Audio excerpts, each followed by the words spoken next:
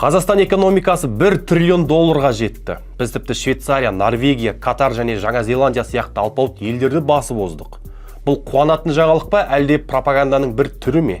Біз бүгін осы мәселені талқылап көрдік. Халықаралық валюта қорының сәуірдегі болжамына сай, Қазақстан 2026 жылы сатып алу қабілетінің паритеті бойынша жалпы ішкі өнім 993,7 миллиард долларға жетті деп көрсетілген.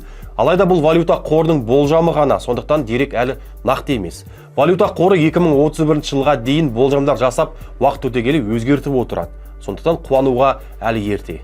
Валюта қоры жалпы ішкі өнімнің бірнеше позициясы бойынша әлем елдері арасында деректерді жаңартып, болжам жасап отырады. Бұл жолғы болжамына сәйкес Қазақстан 36 орынға тұрақтап, Швейцария, Швеция, Ирландия, Норвегия және Даниядан жоғары тұр.